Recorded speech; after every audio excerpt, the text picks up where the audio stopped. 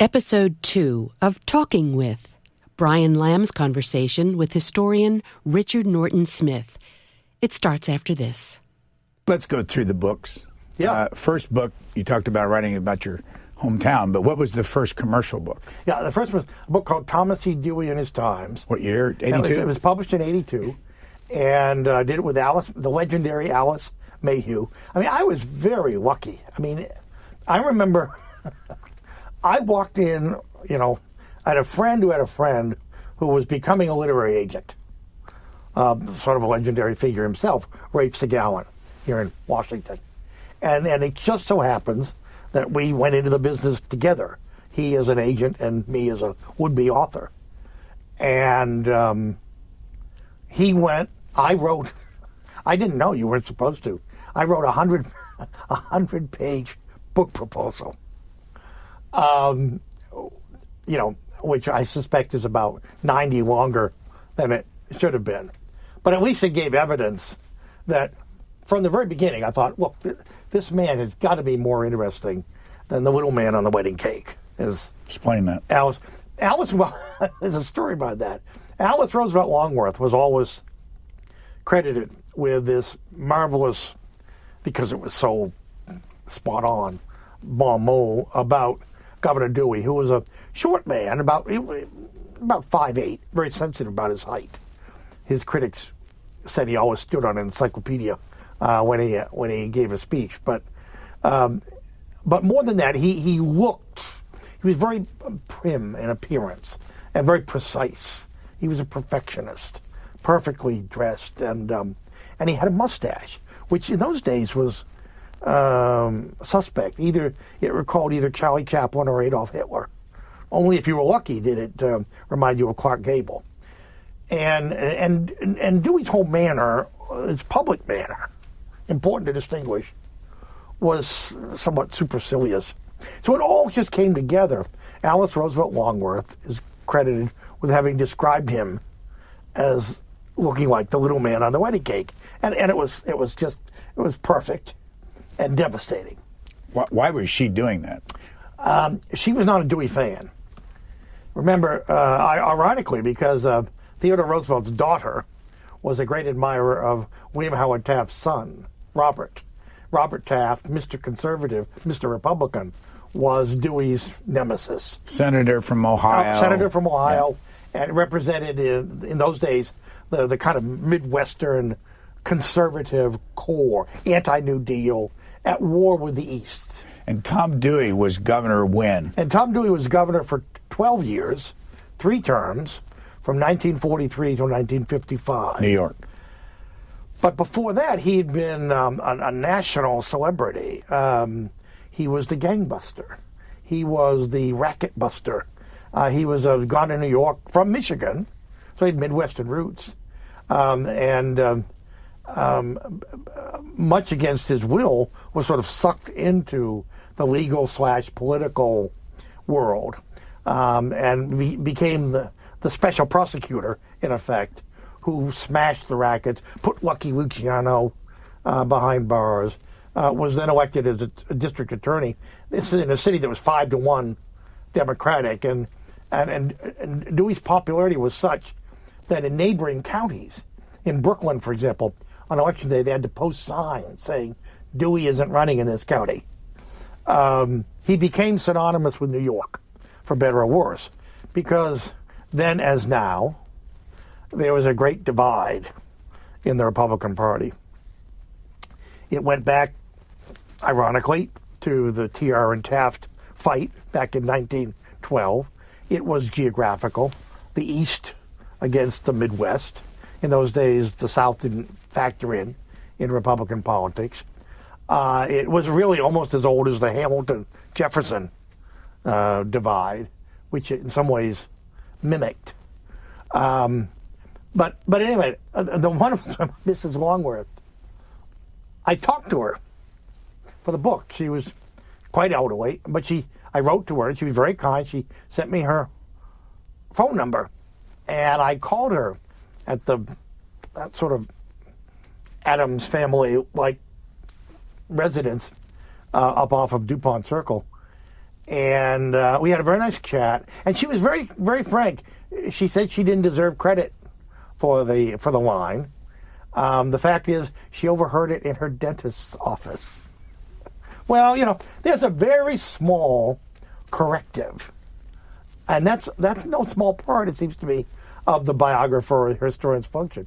It is, I've been at this long enough now, and I'm sure lots and lots of other folks would say the same thing. It is at first illuminating and then depressing to see how often the same stories, the same anecdotes, the same quotes get picked up lazily and, transferred to the next volume. And it's part of your job is to strip all of that away.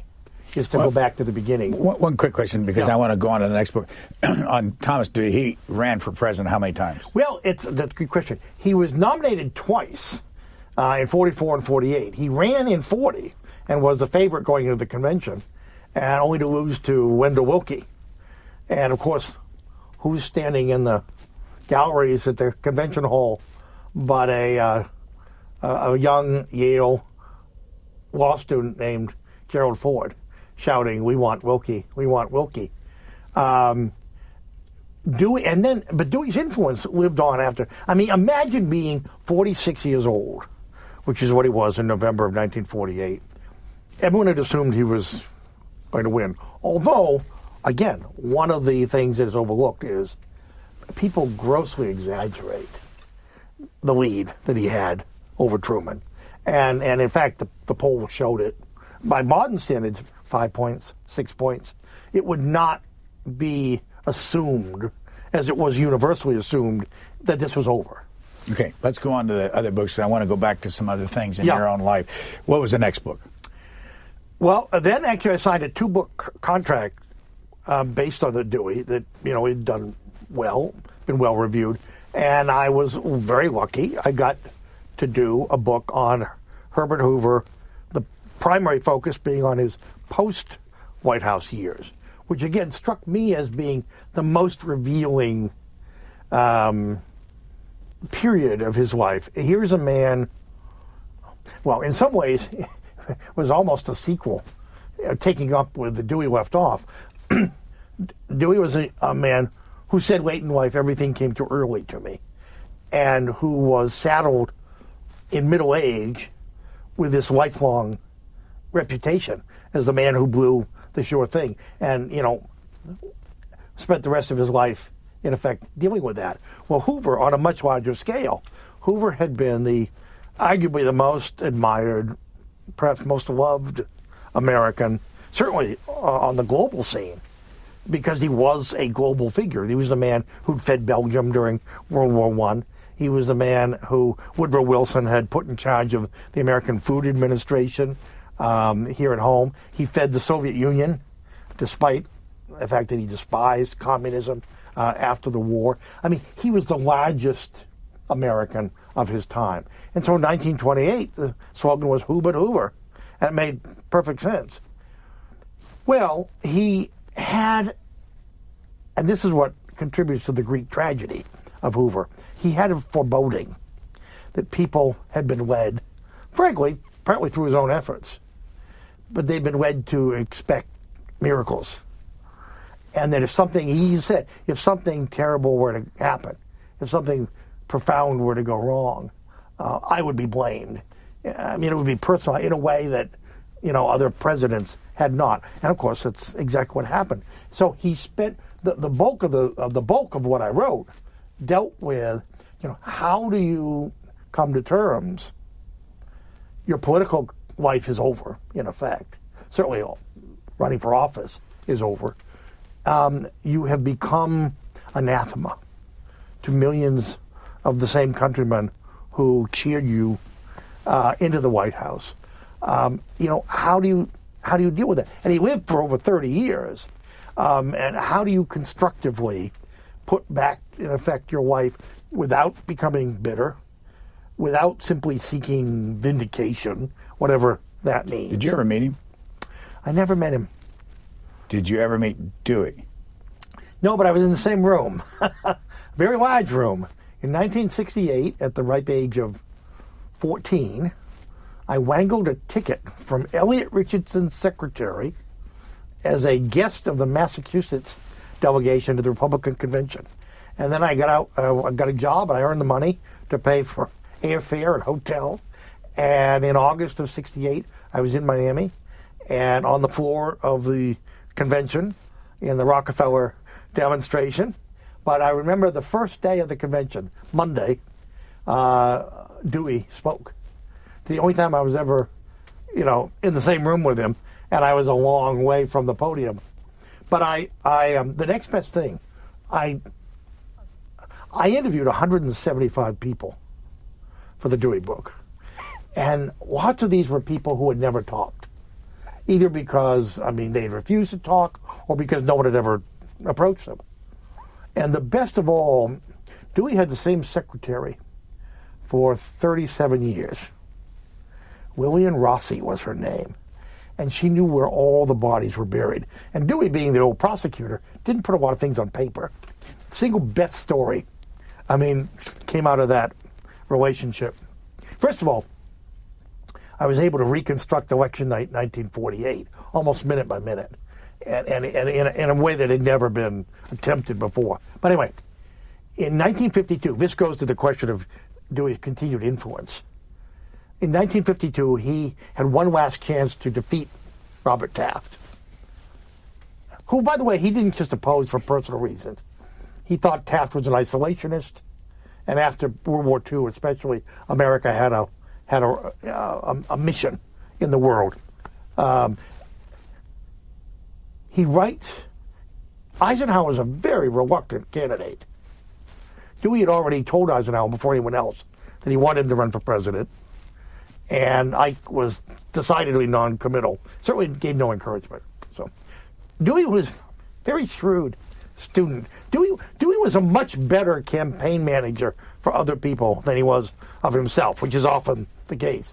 But anyway, he knew exactly what button to push. Miss Ross told me no copy of the letter exists for obvious reasons. No copy was made.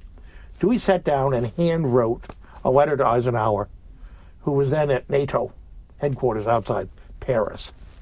And he told him that if he did not quit NATO and come back and campaign actively for the nomination, then the party was likely to nominate Douglas MacArthur. And needless to say, that was not a prospect that Eisenhower found particularly appealing. All right. The book, on Hoover was what year? It appeared in 1984. These books came, again, when you're young, it's amazing what you can do. These books came at 2-year intervals. So the book called An Uncommon Man, which is actually taken, Hoover was mildly annoyed. Henry Wallace wrote a famous book called The Century of the Common Man. Who was he? Henry Wallace was the vice president, FDR's second of 3 vice presidents from Iowa, like Hoover, a great agricultural scientist who was really not, like Hoover, was much more of a humanitarian. He was, and a scientist, and he thought like a scientist.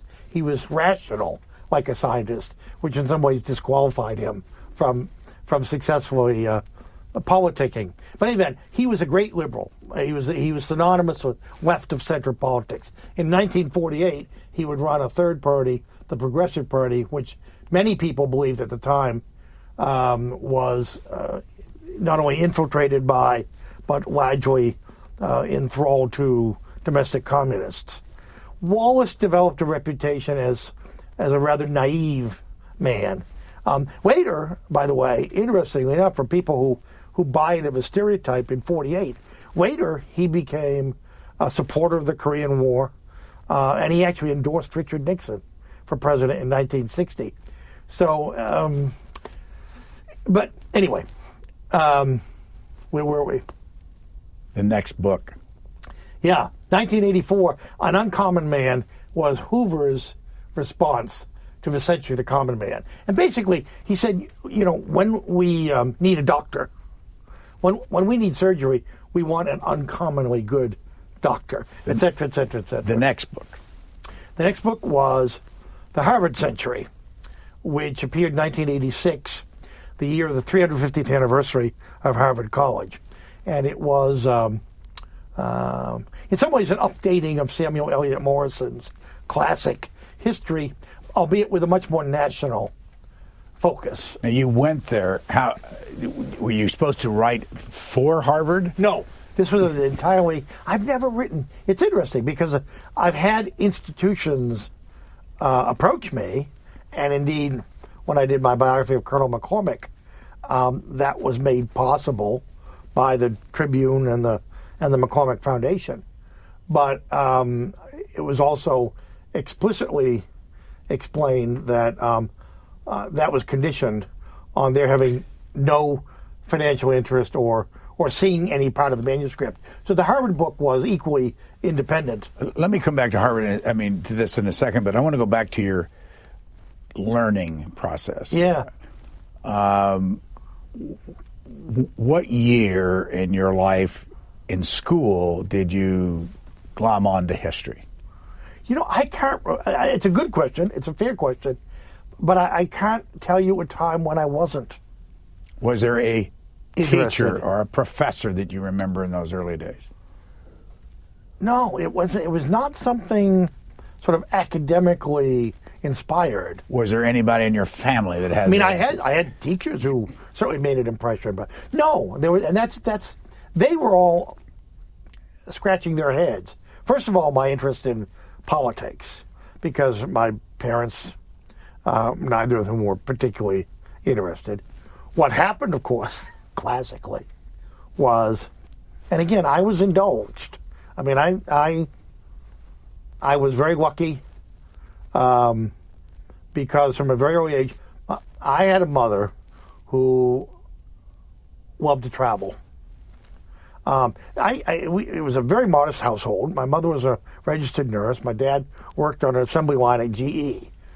Didn't have money, but she would all year save up money, not for the Christmas club, but for the summer trip. And the summer trip was 2 to 3 weeks in the, as I called it, the station wagon from hell, with my 4 siblings. Older or younger siblings? I'm in the middle. I have 2 older and 2 younger. And a friend of hers. And basically, we'd carve out a region of the country. So we'd do the Midwest one year, or the South, or most of the South. And, but beyond that, I got to set the itinerary. Why? Maybe because nobody else offered to do it. I was perhaps unduly assertive. There was a vacuum to fill. Or maybe I just wanted to visit all these presidential homes and battlefields. And that's where, the interest in history, the passion for history was something that manifested itself and that fed on the almost physical experience of going there. I always say that there's